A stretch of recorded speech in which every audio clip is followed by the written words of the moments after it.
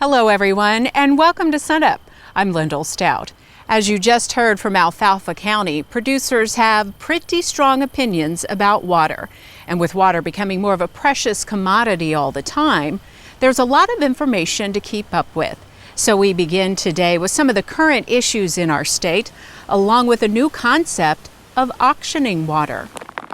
Now is the perfect time to talk water after summer rains and added moisture this fall. People tend to forget about the fact that Oklahoma is a pretty dry state, and currently the latest information from the climatologists is we may be entering into a 20 to 30 year period when we have, typically in a year, we have drier than usual weather. And that's a big concern for producers. With this in mind, we talked with folks at the Water Resources Center at Oklahoma State University, who keep tabs on what's going on across the state. First up, a battle with Texas over a plan to force Oklahoma to give up its water. Turned out the Supreme Court unanimously decided in favor of Oklahoma, so all Oklahomans now can breathe a sigh of relief. Now on the table, the controversial option to sell water to Texas as part of a multi-billion-dollar deal. And the concept of selling water on the local level is something water economist David Zetland proposes in his book, The End of Abundance. It's a bit of a shocker sometimes when people realize there's not as much water as they thought there was. Zetland spoke at this year's Governor's Water Conference and Research Symposium.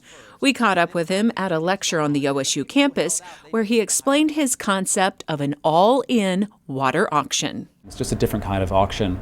Is meant to make it easy to reallocate water from someone who owns it to someone who wants to buy it in the lowest, with the as easily as possible, and very importantly, make sure that the person who doesn't want to reallocate their water doesn't have to. The key, says Zetland, is to keep the auction close to home. What you get from this is the community gets as much value as it can out of the water being reallocated. No one is harmed, and it's an easy mechanism to use.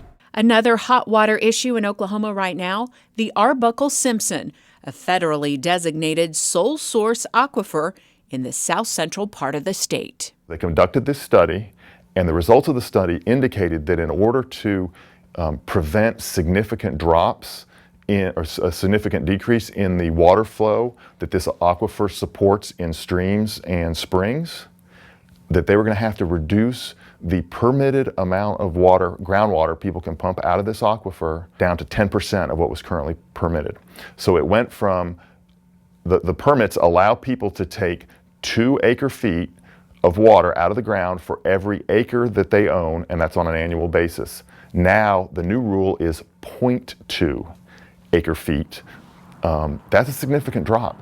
This decision by the State Water Resources Board impacts both municipalities and agriculture. We need to have ways of reallocating water as flexibly as possible, because we're going to have to deal with shocks. We're going to have to deal with less. Without question, there are many options and opinions. But as we move forward, most agree it's critical to preserve what's already there. One of the things, though, we will have to get comfortable with is conservation.